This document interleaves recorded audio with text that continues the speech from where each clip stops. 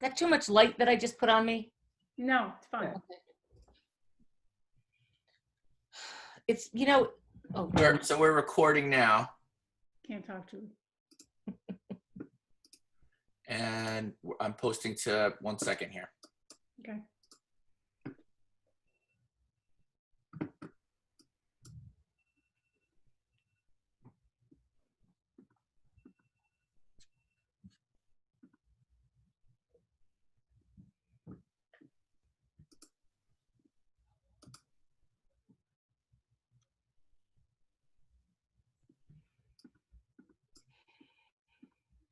Welcome to Seek This Week. This week, we've been traumatized by the brutal murder of a Black man by a Minneapolis police officer. This inexplicable event has pushed to the front of our consciousness the depth and pervasiveness of racism in America.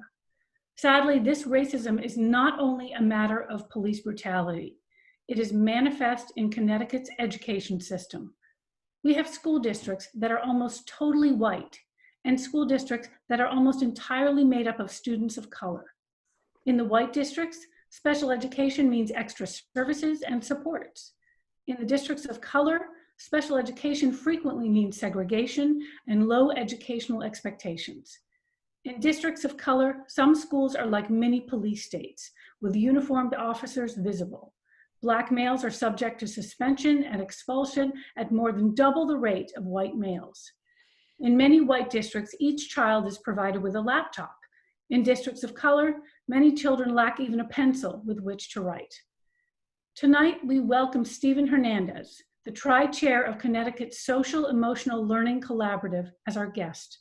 We will talk about the hideous label of emotional disturbance, which is disproportionately placed on children of color. We will talk about discipline and how it is disproportionately imposed on children of color. Stephen, who is also Executive Director of the Legislature's Commission on Women, Children, and Seniors, can help us deal with the fundamental inequality in Connecticut's education system. We'll also provide updates on federal and state educational guidance, updates on mental health, evaluation, transition planning, community issues, and other important issues that are important to families of children with a disability. And we try to answer as many questions as we can from our leaders that are child advocates and attorneys on our state who serve on our board. I'm Barbara DeStinti, I'm the president of SEEK, and I'm the parent of a child in special education. hi, my name is Julie Swanson. I'm a parent and a special education advocate. My son is 25 years old and has autism and has been through the special education system. Hi, everyone. My name is Jeff Forte. I am a special education attorney in Shelton, and my wife and I also have a child on an IEP. I'm Andy Feinstein. I'm an attorney in Mystic. I just posted on YouTube a video of a successful distance learning program of my son, Jacob. Look it up if you get a chance. You might find it interesting.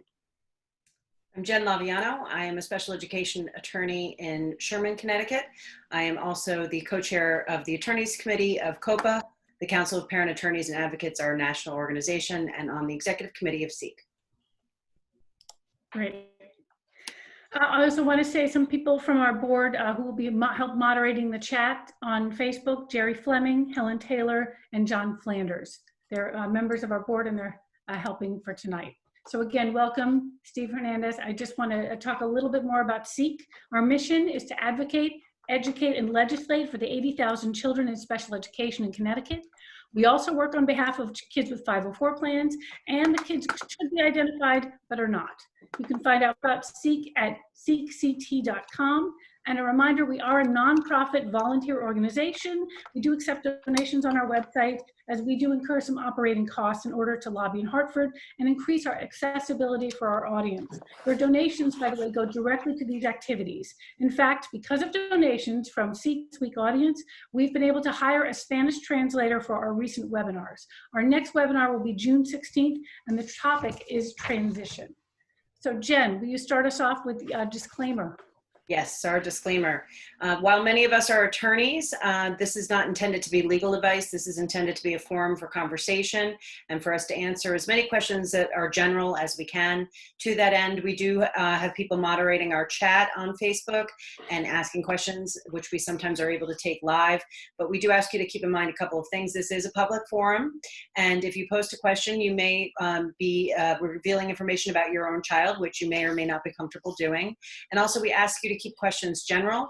We're trying to keep this information accessible to as many people as possible. And if it's a very, very specific question about your child, it's probably not applicable to everybody.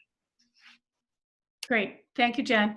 All right, Andy, can you give us an update of what's been going on in federal and state since last week? Anything new? Federally, there's not much. There is a hearing of the Senate Help Committee on the subject of special education during the closure next week, which may prove interesting, maybe not. On the state level, the State Department of Education issued 2 new pieces of guidance dated May 29th, even though they weren't posted until a day later. One of them was entitled Guidance for IEP Progress Reporting During the COVID-19 Pandemic. The interesting thing about this is there was no reference whatever to looking at data collected by parents during distance learning at home. And what better source of information is there than parents? But the State Department of Education apparently doesn't think so. The other piece of guidance had to do with the technical high schools. Now, this has been a long-standing issue of the technical high schools discriminating against kids with disabilities. And there's a complex two-level system to get in. This is a negotiated agreement between the State Department of Education and the technical high schools. It's listed as having something to do with COVID, but it really doesn't. This is a new policy. The staircase to equality is 20 steps long. This builds the first step to it. Why are you gonna call me? Okay. Turn on my light, please. Thank you, Andy. Turn on my All light. right, so now, Stephen, you had a little bit of a break, but you're back. So thank you so much for joining us. I do want to tell our audience, this topic actually became sort of organically from a webinar that we had last week about mental health. And Stephen was on our webinar panel. If you want to, you can get a chance to look at it. I believe it's on our website or on our Facebook page. And we talked a bit about social emotional learning, but it's such a big topic and parents hear it thrown around all the time. And so we really thought it was worth a deep dive tonight. So again, thank you so much for coming to talk to us. So my first question for you, if we could, if you could, I've heard it explained. Some people, think they know what exactly is social emotional learning? So first of all, thank you so much for having me. And I'm going to give you the technical answer, but then I think it's important to really try and break it down. What's really important, and this has been a learning process for me too. When we came to the state of Connecticut, and I was formerly the attorney for the Commission on Children, I found and discovered what at the time we called our anti-bullying law.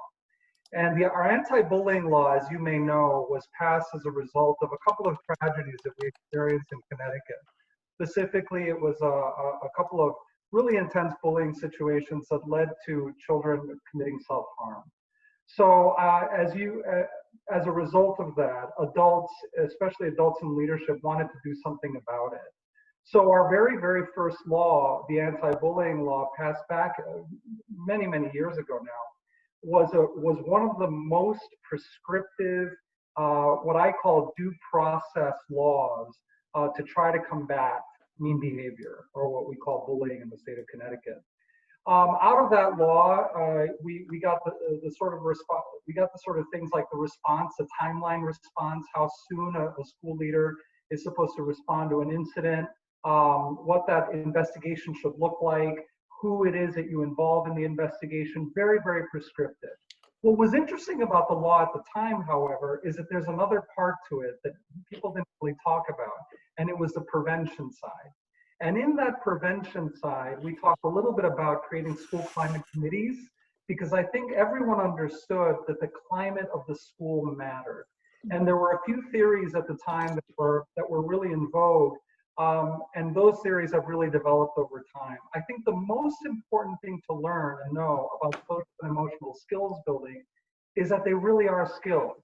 So I'm going to read to you the definition because this is actually defined in law in the state of Connecticut. And this is a definition that is based on best practices around the country, some of the best guidance around school climate and the National School Climate Center, also the Collaborative on Academic, Social, Emotional Learning. So if you permit me, social and emotional learning is defined in Connecticut as the process through which children and adults achieve emotional intelligence through the competencies of self-awareness, self-management, social awareness, relationship skills, and responsible decision-making. And what's interesting is that emotional intelligence is key here. You know, to quote a dear friend from the Yale Center for Emotional Intelligence who does this work, Robin Stern, she says, it's not enough to love and it's not enough to care. Social and emotional intelligence is actually a skill set that can be developed at any point in your life. And I think that that's really the nub of what social emotional skills building is all about. Okay, can you tell me a little more about Connecticut's Social Emotional Learning Collaborative and what your mission is?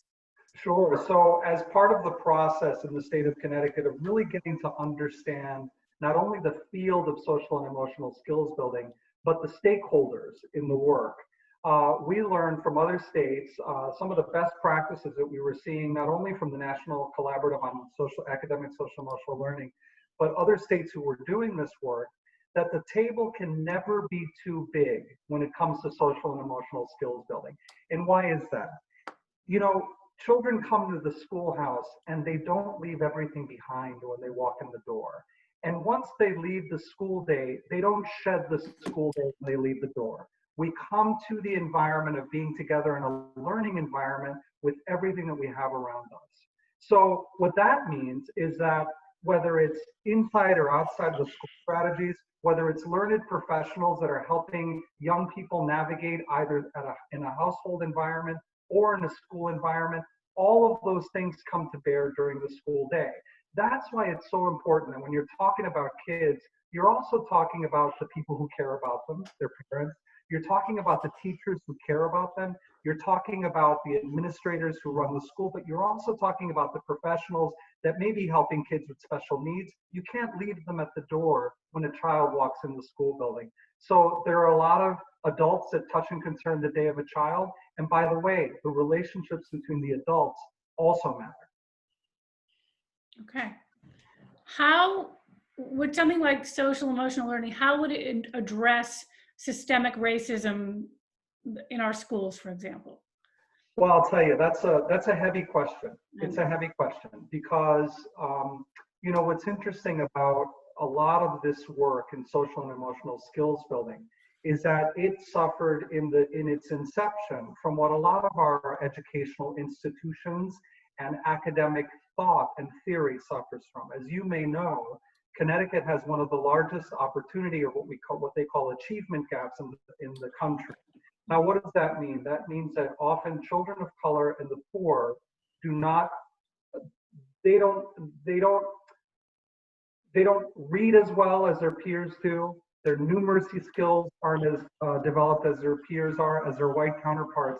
And when we asked why, and when we really looked in the data, what we found was that when a child of modest means, of a family of modest means who was white, if they had low reading skills or low numeracy skills, when their economic conditions improved, their skills improved.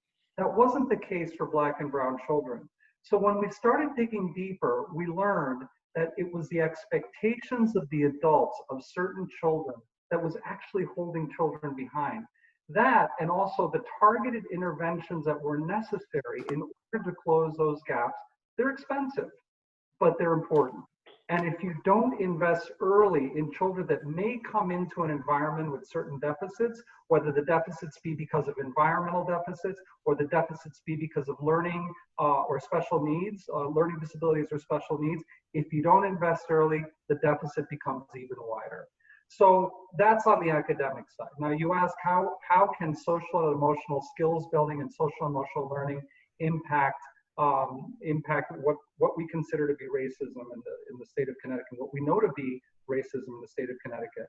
You know, the relationship building component of the skill set, working across difference, understanding and celebrating difference, understanding uniqueness. Also the connectivity, the empathy and connection component, those early skills that we learn in empathy and connection. These are all of the key ingredients of starting to understand each other as people. You know, one of the biggest barriers to understanding each other as people is fear. The fear of the unknown, the fear of each other, the fear that we have inherited from what is now centuries of narrative. So it's important that in order to confront that fear, we confront it through the skill set. Now, I'll tell you what's something really important. Dr. Dina Simmons from the Yale Center for Emotional Intelligence, early on, when the field was expanding our understanding of social and emotional skills building, she said, we need to ensure that we have equitable access to the skill set. And what does that mean? That means that our children of color aren't being taught how to behave while our white children from the suburbs are being taught how to feel. That was critical. And it was critical for her to come to this moment very, very clearly about this. And she said, and I'm paraphrasing horribly, but she said, unless we are intentional about how it is we deliver the skill set of empathy and connection to our children in an equitable way, all we are doing is creating one more space for white supremacy. Mm. Wow. Okay. Thank you, Steve. I think that's Jen. I think that you have our next topic. Yeah.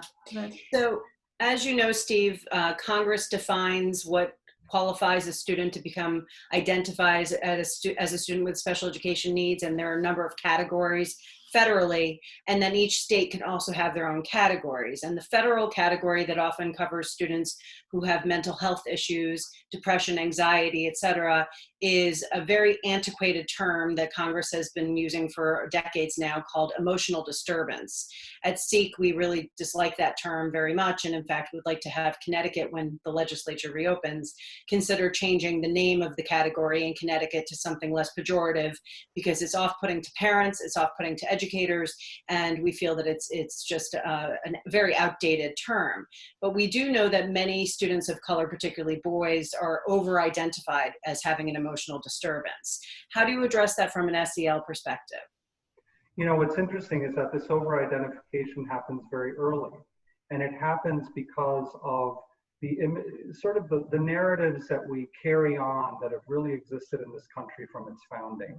The narratives that are ingrained in the way that we portray people on television, the way that they're portrayed in the media, the way that they're portrayed even in some of the most innocuous places, like cartoons that children see when they're young, in television shows that portray people in a certain way, commercials that portray people in derogatory or stereotypical ways.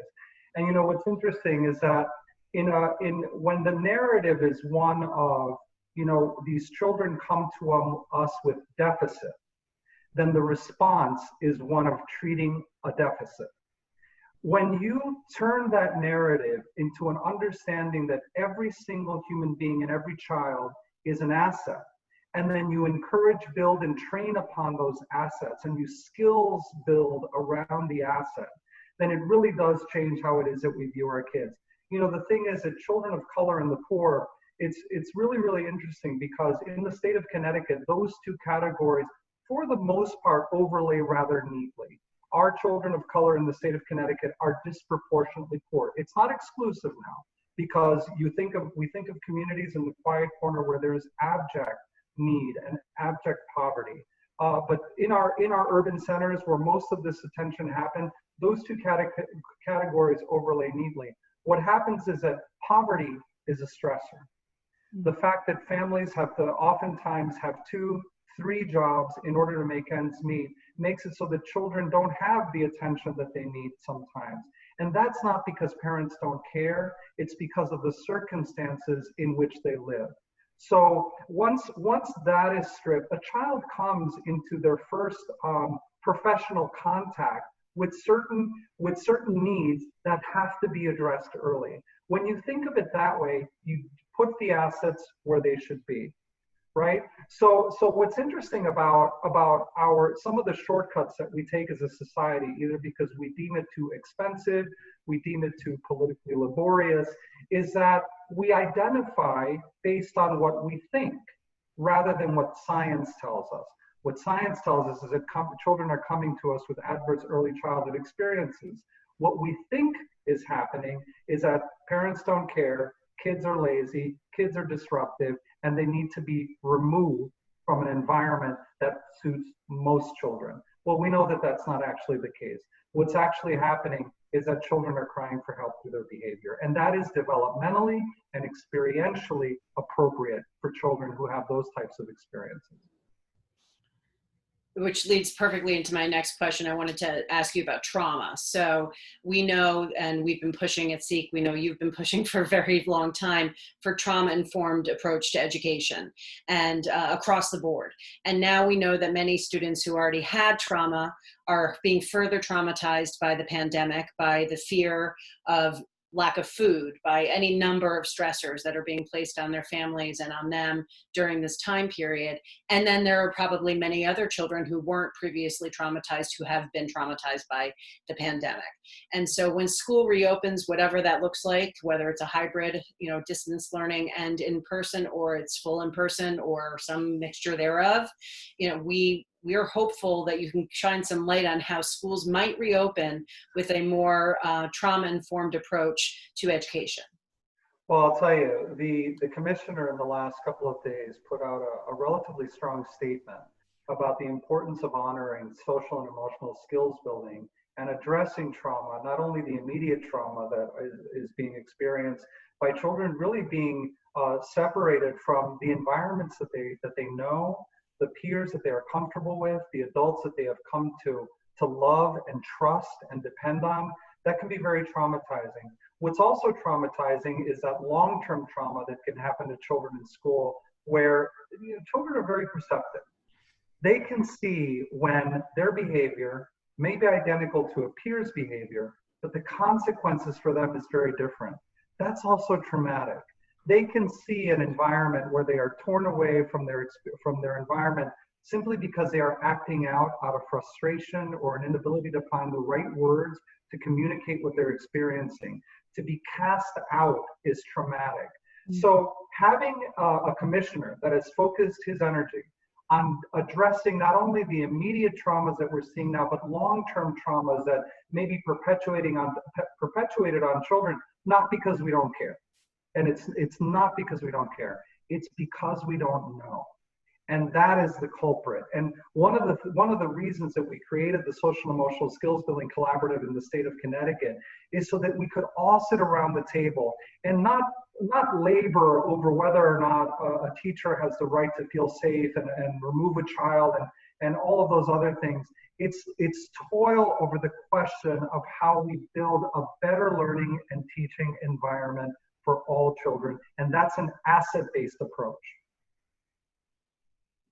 Agreed. And we echo that. We at SEEK regularly talk about everywhere you hear the cost of special education, and we always talk about the investment of special education in the future. And this certainly applies across the board.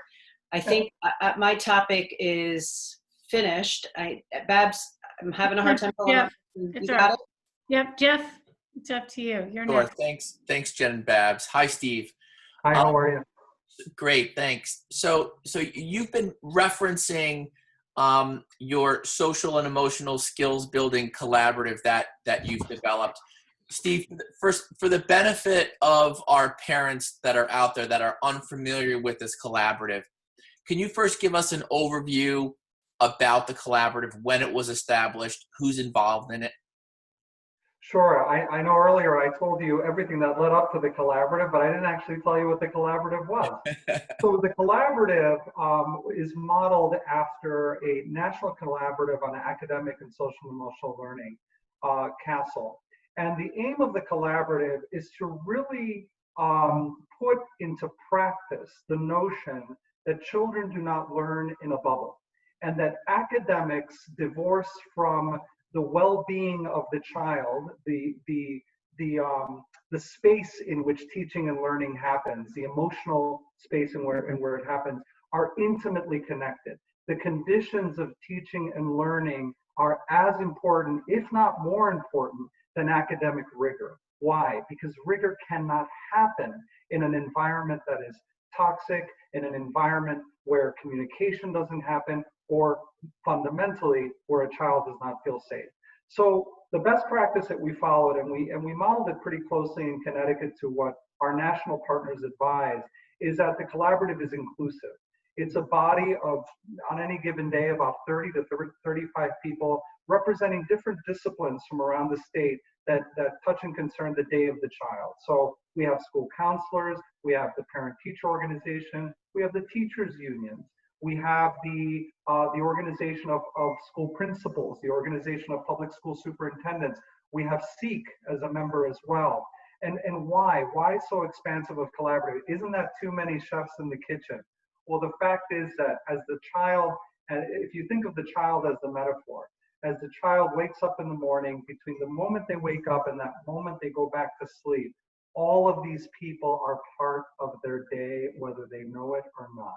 Whether they are leaders, whether they are providers, whether they are parents, whether they are guardians, whomever they are all part of the day.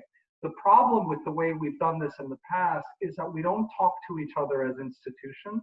We don't work well across silo. What the collaborative aims to do, and it does so statutorily, is that it says to all of us, you know what, come together.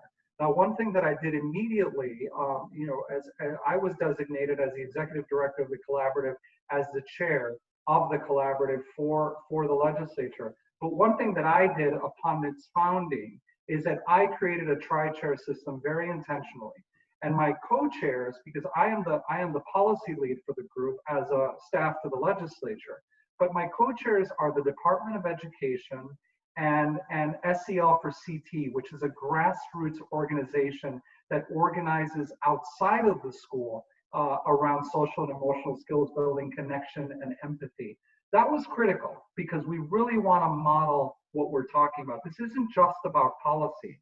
This is about best practice, and it's about all of us seeing each other at the table. You know, you mentioned a really important point there, and I appreciate you explaining this for our audience. There is the academic rigor component, but as all of us on this panel and on this Zoom call know, we often will hear that a child is simply not emotionally or socially available to be educated at a time. So I commend you on the collaborative, and it really kind of brings me into my next question, which is when schools are reopening, we're really going to be unfortunately faced with a high level of anxiety, both from our general ed and neurotypical children that are just concerned about schools reopening, but also for the children that are already having challenges relating to a deficit that may be connected to anxiety or depression or emotionality in and of itself. What are you proposing? Do you have some thoughts as to how we can best address the social and emotional impact that this is going to have on our kids when we get back to school? Well, Jeffrey, firstly, I want to address the first part of what you said, because I think I agree with you. I think it is critical. We oftentimes, and our bullying law was really emblematic of this until very recently. We oftentimes think that mean behavior, and we think that what you're calling that availability is a kid problem. These are not kid problems, and we cannot look to children to solve them. Leadership is an adult question. Leadership is an adult issue. Resourcing, financing, leading in a social and emotionally available way is the work of adults. Now, that doesn't mean that every adult is good at it. It just means that that's where you start. And children need to see the behavior model, the skill set taught, and the skill set available. When I see a child that's having difficulty connecting socially and emotionally, my first question is, are we going to assess the child? How are we going to assess the child? What are we going to determine is the condition which is ailing the child or causing the child to be distant? Is it a sociological condition that can be addressed sociologically? Is it a neurological condition that can be addressed neurologically? You have to assess, but again, it's in order to direct the resource, not to either exclude the child or to admire the child's needs. Now, when it comes to reopening, I think that leads to the question about reopening, because we are coming out, and we will be coming out of a very, very stressful time. And by the way, it's not just stressful for our kids. It's stressful for their parents. It's stressful for leaders. It's stressful for teachers who are coming back into this environment. So assessment is going to be critical. We need to take a temperature of where our children are. Oh, but Steve, it's too expensive to assess. Listen, it's more expensive to expect children to just come back into an environment where they have experienced high levels of trauma. And by the way, children who have special needs and parents who are trying to tend to them all by themselves only exacerbates the trauma, as you have alluded to. So we need to assess, we need to address, and we need to address with resource. You also just mentioned too that it's not only the kids, right? And what plans or steps should we be thinking about for our teachers and the professionals within our schools that may also equally be having anxiety and frustration, fear and concern about going back to school, not only as a professional, but as a parent as well that has kids going back to school in perhaps one of the neighboring schools in which they live? Well, there are a couple of things that are critical here. School's not a throwaway, and we can't just think that this next year or these next couple of years are just going to be a throwaway. It's a disservice to all children. It's a disservice to teachers. It's a disservice to kids, Black and brown kids, who are already subject to the opportunity gap that we discussed earlier. It's a disservice across the board. It's also, by the way, a disservice to those teaching professionals who are doing the best they can to have a continuity of learning strategy in place even now. But the thing is, learning and rigor cannot be the focus. It can't be the sole focus. You have to balance it with the empathy and the connection and the skills building that is going to invite children to be available to learn.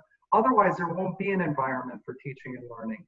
And so for me, and we've talked about this on the collaborative, the idea that we lead with rigor and academics is a real put down, or a real you really are leaving kids behind if what you're focusing on is exclusively academics and you're not focusing on the whole child. Mm-hmm. Mm-hmm. My last question is, we have a lot of discussion about the role of school resource officers and how they can negatively impact the social and emotional learning support that a child needs. To what extent are school resource officers included in the collaborative? And do you feel that we should be having more of a systemic push for another type of role, perhaps paraprofessionals, more paraprofessionals than school resource officers? Jeffrey, you weren't going to let me off the hook with that one, were you? What's really tough is that we are in Connecticut. And in Connecticut, we still very intimately and very deeply feel the legacy of Newtown and the horrible murder of children. And the response to what happened at Newtown and what's happened at so many of our other schools was almost expectedly, and in some ways very expectedly, resourcing the schools so there's protection for the children on the inside, right? How is it that we not only buttress our bricks and mortar, but also have people who can help at the turn of a dime? Unfortunately, that help isn't always delivered in a way that is actually helpful. You know, what we have found as we do research, not only in the state of Connecticut, but throughout the country, is that sometimes what happens is less resourcing and more policing. And when you, especially in communities where there is a high level of trauma, in communities where there is already a fraught relationship with law enforcement because of what kids see happening in their neighborhoods and the confusion that that can bring, to then see a uniform person inside of the school can be triggering for a child. You know, so what is, in the modern age, what is the use of the resource officer? There are reasons that they were put there, and the reasons were to community build, to build early relationships with authorities so that children feel comfortable around people who are law enforcement. Well, I'll tell you what, that can be accomplished just as well through better policing practices, through more accountability right in the communities where those children are, through modeling and accountability. There are ways to protect children inside of the school that don't necessarily involve a uniformed person inside of the school. There are ways to do that. You know, you said, how do we focus on the resourcing around, you know, paraprofessionals in the classroom, resourcing around school psychologists and school counselors, resourcing around people who are trained to address the actual social emotional skills building needs of children inside the environment. First of all, putting a police officer, what is effectively a police officer inside of the school, and expecting them to be the ones who are training children in social emotional, appropriate social emotional response is setting that police officer up to fail. I don't care what anybody says. We cannot be expecting our law enforcement officers to take on the extra role of being the school counselor, the extra role of being the guidance counselor, the school nurse, the trusted friend. And oh, by the way, and we've seen this, help us keep the order when we lose control.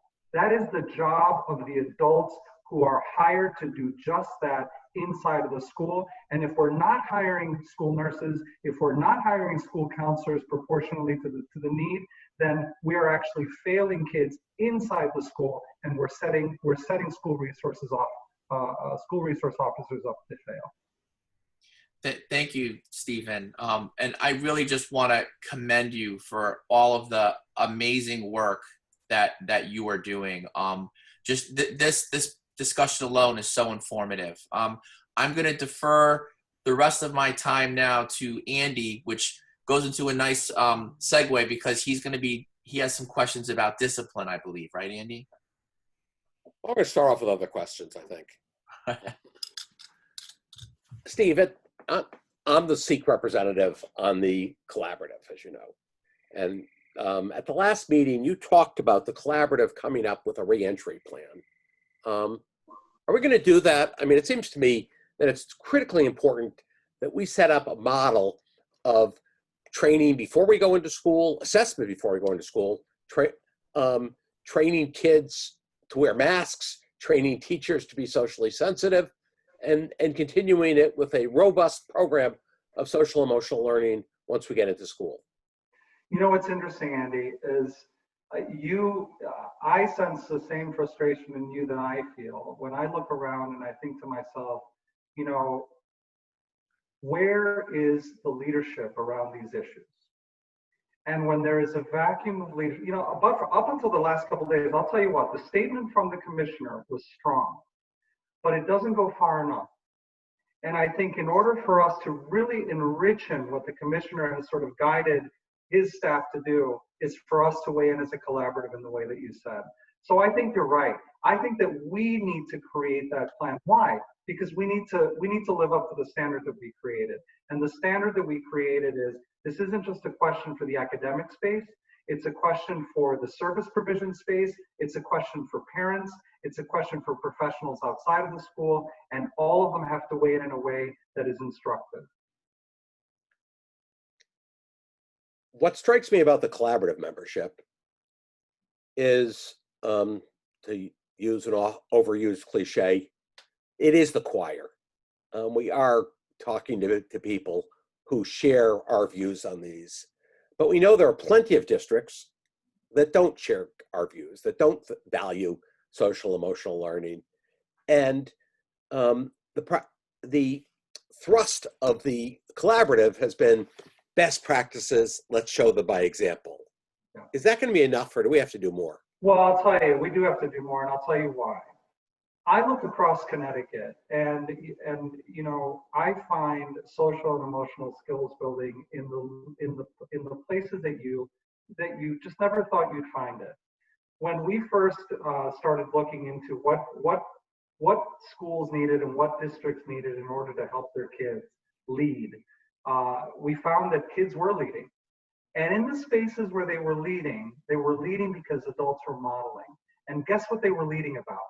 Building better, positive school climates. It means that where leadership is happening, we found it everywhere. We found it in the little town of Westbrook. We found it all the way up in Enfield. We found it up in Region 7. We found it all the way down in Fairfield. And in fact, we found it in Waterbury. We found traces of that type of leadership in key places in Connecticut. The problem is that there isn't uniformity. There isn't a wholesale commitment to this work. And why? You know, the why is tough, Andy. And it's tough because, you know, there are those districts where, you know, children are high performing. And there is a narrative about what high performance means. I can tell you that those children are as stressed out, if not more stressed out, than so many of our kids. So what you see as a high-performing child may be a child that's experiencing self-doubt, self-hurt, pain, and it's internalized. So what I see a need there.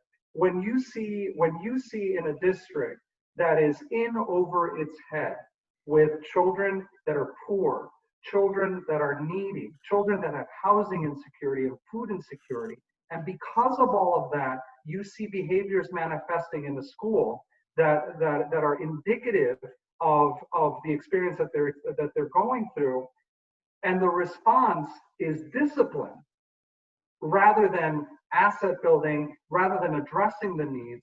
When you see that, I have to agree with you. We need a uniform understanding of what the need is. We need a uniform assessment of where our kids are, and we need to equitably address those needs. And I'll tell you what we're talking about now may actually be the preamble for the work of the collaborative.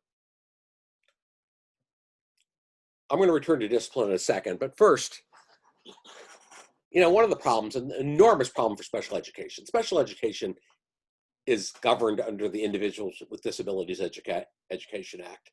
The first word in that is individual. And the whole process is to look at the individual, determine needs, and create programs and services to meet those needs. But this is imposed on a bureaucratic top-down system.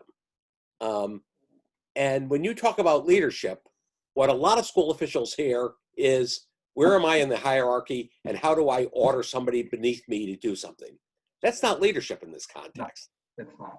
Is there any way to get around this?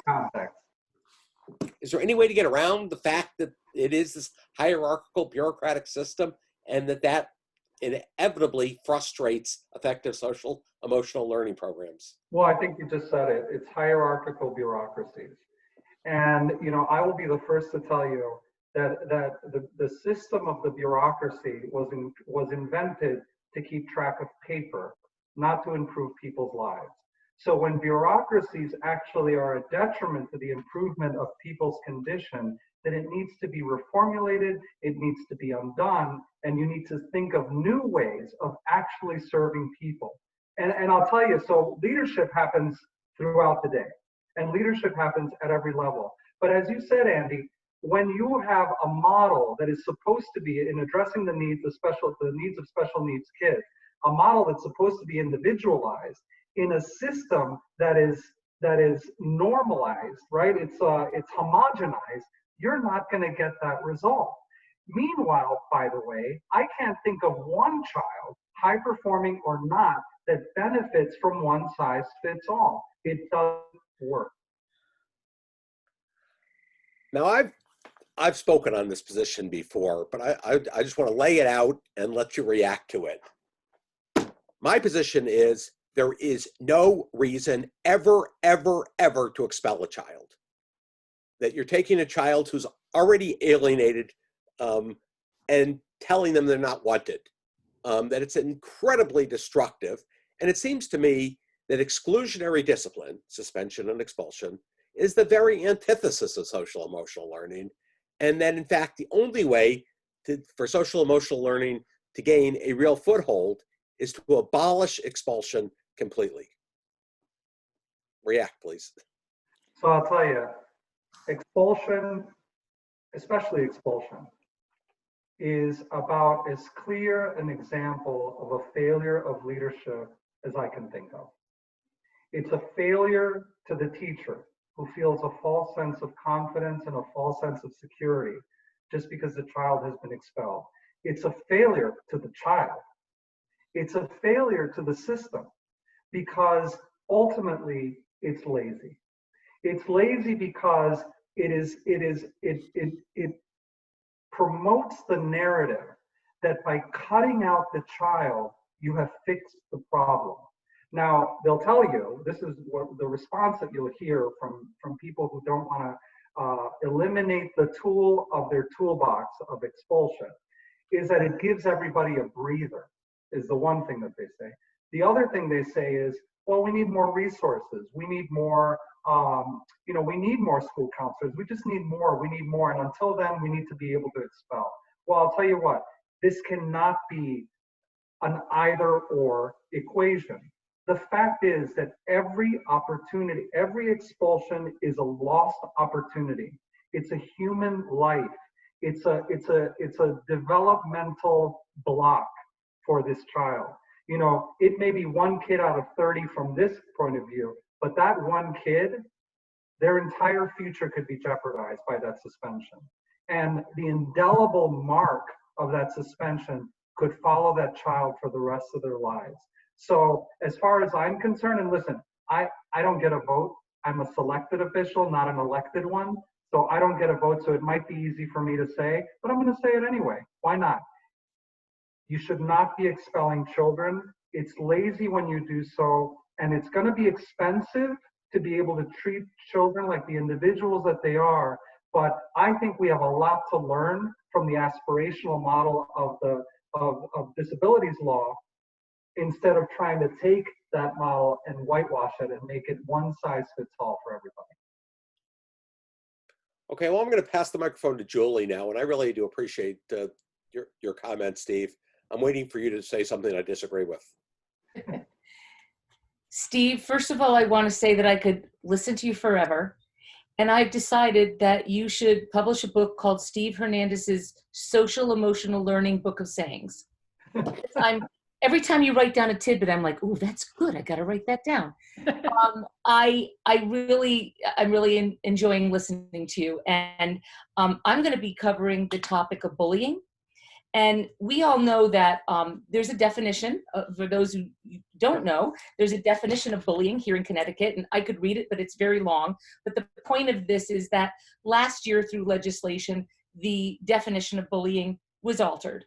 And if you could give a sense of what the difference was, the fundamental difference between what the definition was and what it is now.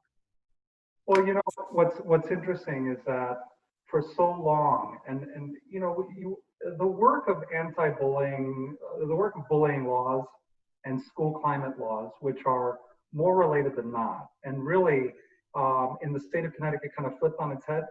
You know, in the state, we started with an anti-bullying law in response to an incident. But what we did is that we created what's really a due process model for response to an incident. Mm-hmm. It doesn't address the fundamental issue. And the fundamental issue is connection and empathy, and it's adult modeling. One thing that the bullying definition, one thing that was really fraught about the original bullying definition is that it put all the onus on the kid. Mm-hmm. and really, or the perpetrator.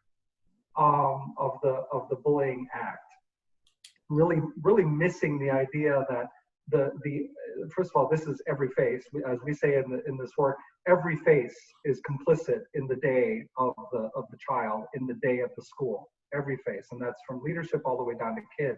And also, we wanted to make sure that what we started to do is flip the attention from the kid to the infrastructure that's run by adults. Now, I look at our anti-bullying law, even now, last year's change was a drop, less than a drop in the bucket. It was a whisper breeze for what really needs to happen to this law. And what really needs to happen to this law is that the emphasis of social emotional skills building has to really focus on the skill set, on prevention, and on really seeing every face in a school system as an asset. That's where it really needs to focus. So what does that mean practically? That means that this focus on due process is too late. It's too little too late. Once you're prosecuting the situation, investigating the situation, you know what happened with our original bullying law, the reason everybody will tell you that they're so upset with it, or you know, at any given point they'll tell you they're upset with it, or that it's too prescriptive, or that it's not prescriptive enough. What happened is that without the second part, which should be really the fundamental part, which is the prevention and the skills building, then all you have is a tool which is insufficient to improve the day. That's all you have. And it also, by the way, it perpetuates this idea that if you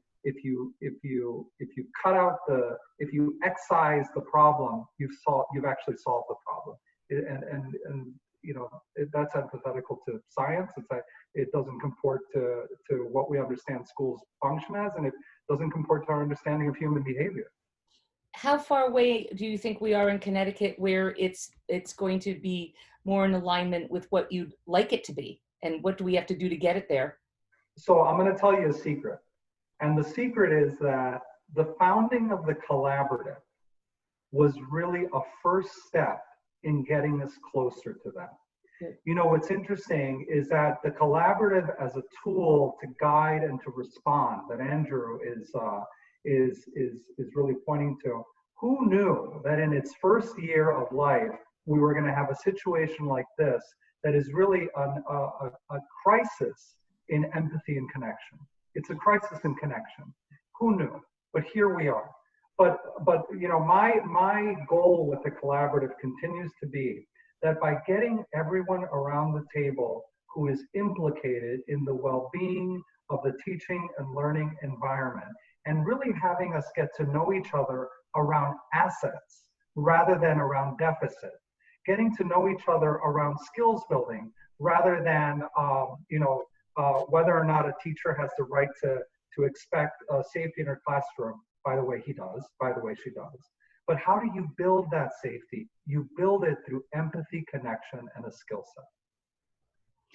So in part of, you know, I'm a special education advocate, and I've been doing it for about 20 years. And I cannot tell you the number of cases that I have, and I'm sure we all have, some of us on the panel who are advocates and attorneys working with families of children with disabilities, and how many of our kids who we work with are bullies. And, you know, we'll inevitably around the PPT table get into a discussion about, well, we're following our bullying program. And one of the things in my research and work that I've done in bullying is, it's so frustrating to see that, okay, school districts are mandated to have a bullying program. But when they look at the menu of bullying programs, there's this vast array, most of which are not research-based, have no long-term sustainable outcomes that show improvement in the climate of the school. It's mostly window dressing. Most schools will pick the program that is least expensive, therefore most ineffectual, okay? And I find it very frustrating that school districts still have it, it's their choice to choose the bullying program. And that's so frustrating to me. And I think that that's personally, for me, something that I think needs to change. And you had mentioned when you were talking to Andrew that you know, we need some uniformity and a wholesale commitment. And I believe this is another area where to, you know, just pepper all over Connecticut with different programs, we're spinning our wheels. What do you say about that? What needs to happen? You really got to the nub of it. You really got to the fundamental nub of it. Is that, we have almost, through our bullying laws, which is an interventive response to something that happened. Mhm. We have created an entire marketplace Yes. of what I call the one-shot deal, the feel-good moment. That assembly that we have once a year, where somebody really, really empathic or really, really exciting comes to talk to everybody about how they should treat each other better and how that matters, and then it's gone. Right. What's critical about this work, and if there's anything that I really want to communicate wholeheartedly about this work, is that it's not a one-shot deal. There isn't a class for it. There isn't a curriculum for it. It is laced into every part of the day. It is a fundamentally important human skill, empathy and connection. And I would go so far as to say that it is the lack of that early learning and commitment to empathy and connection as a skill set that has led to so many of the issues that we have now, not the least of which is our inability to undo systemic racism.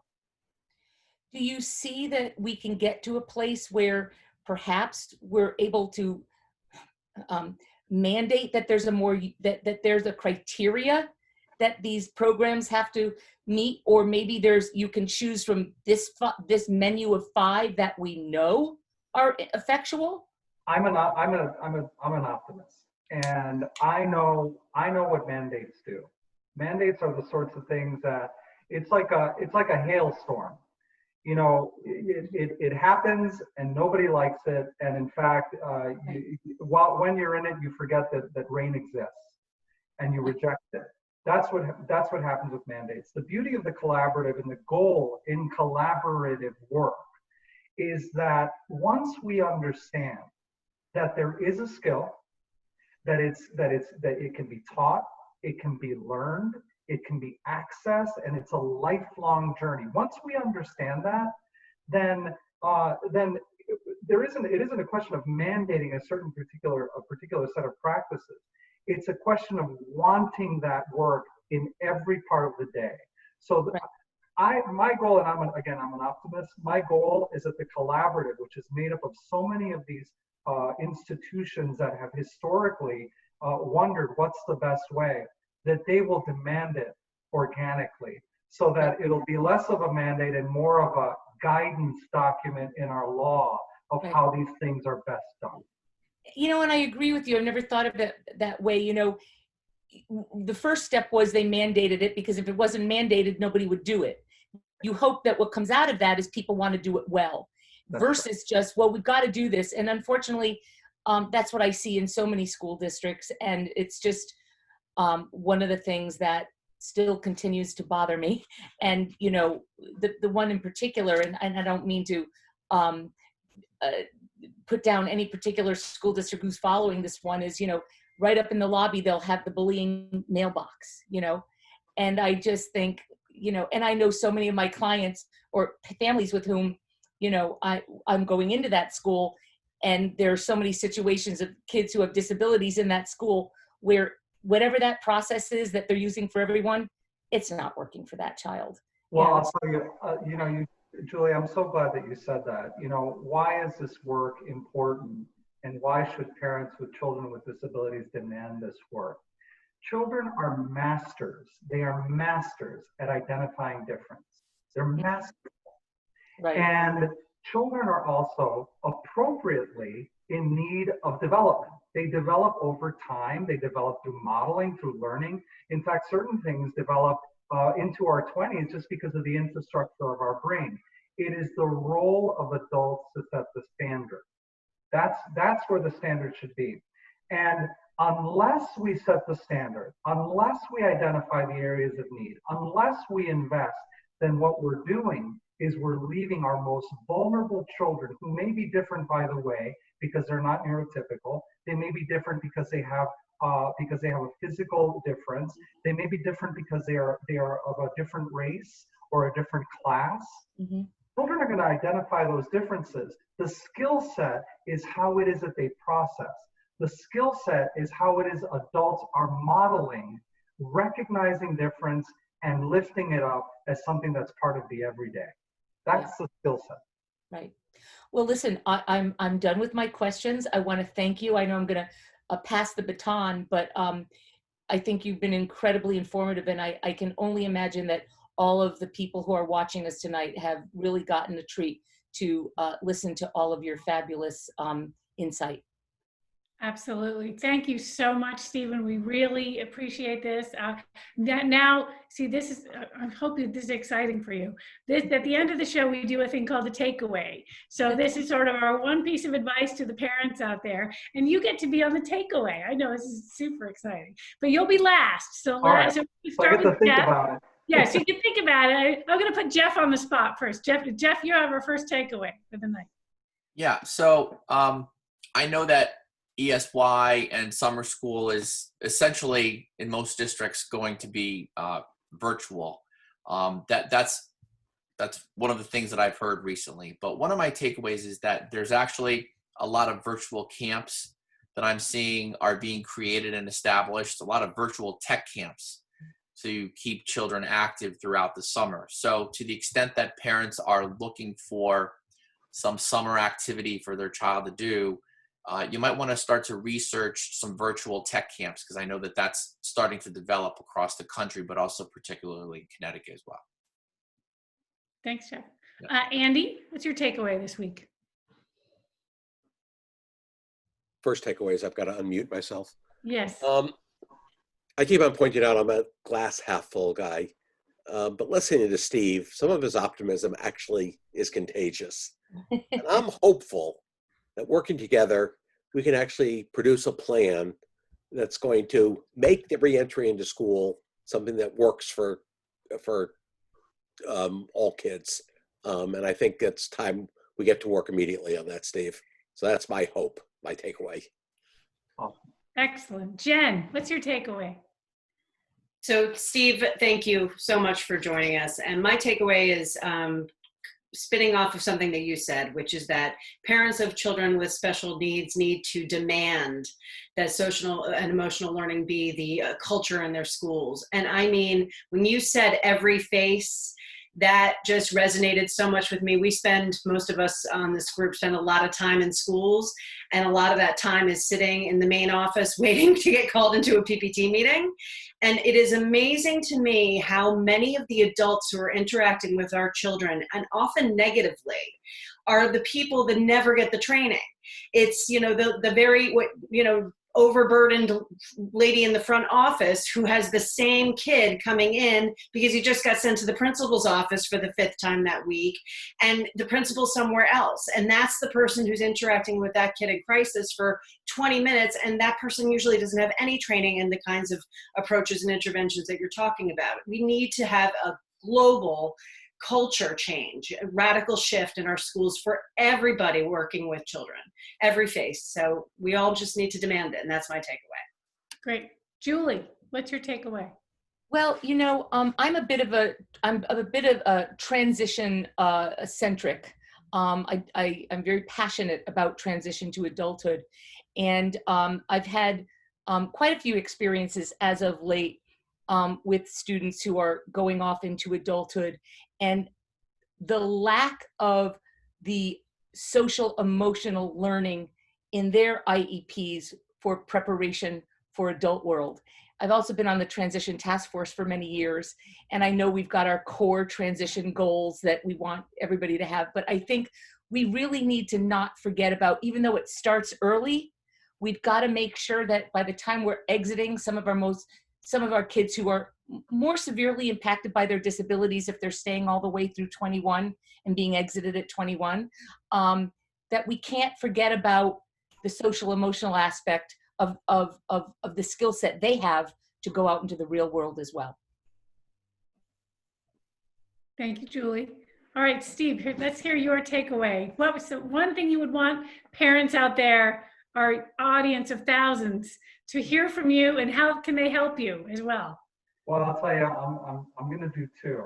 The first takeaway is parents you have the fundamental right. You know your kids, and whether your children are neuroatypical, whether your children have had a tough time, or whether because of hunger insecurity or because of poverty, whether your children have had experience with early trauma, you know your kids. You see the hope, you have the dream, you want only the best for your children. So go to your schools, and if their plan is simply how to have your children behave, rather than help your children be more empathic and connected, then demand a social emotional skills building plan in your school. And secondly, why does this matter? You know, the biggest thing is that, you know, when I look at a resume and I'm intending to hire someone, I bring someone in for an interview because I want to know what's in that space between the words. Who is that person? Can I work with that person? Can I solve problems with that person? Is that person empathic and connected? That's why we interview people.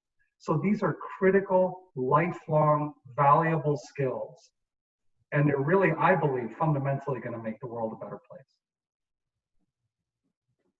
Thank you very much. Thank you, Steve.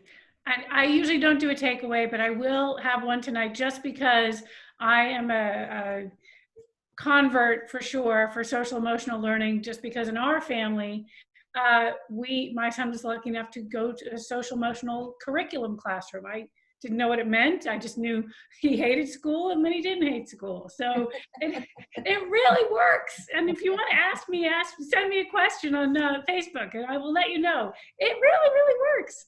So again, thank you again, Steve. We really, really appreciate that joining us. Next week, we will come back with more updates about guidance from the Fed, state, whoever gives us guidance. We will also have Sarah Egan from the Child Advocate from the Connecticut Office of Child Advocate. We are going to talk about things that impact your child's plan. We'll answer your questions about returning to school, ESY, social emotional learning, whatever. Sorry, Steve, one more thing I do want to ask. Where could parents find out more about social emotional learning? What's a good resource for them? I'll tell you what, the Collaborative on Academic, Social, and Emotional Learning is one of the better resources that you can find. It's okay. Plain spoken, very, very well organized. Also, the National School Climate Center. I can tell you that within a year in the state of Connecticut, we're going to build our own site. We don't have one, a strong one in Connecticut that really links inside and outside of the school. That's in development. That's going to be part of the work of the collaborative. But for now, I would point your attention to Castle, and I would point your attention even to some of our institutions here. You have Yale down the street, and you've got UConn up the street, and they're doing great work as well. Great. Okay. Thank you very much. So again, remember to join us next Thursday. We'll be back with Sarah Egan from the Office of the Child Advocate. We have our next webinar is June 16th on transition. So take a look for information about that. And please check out our website at seekct.com. And a gentle reminder, we are a nonprofit volunteer organization. We really appreciate your donations and as we continue our mission. So again, thanks so much, Steve, and thanks to everyone else on the panel. Thank you. Thank you. Bye-bye, everybody. Bye. Thank you. Bye. Thanks. We are off.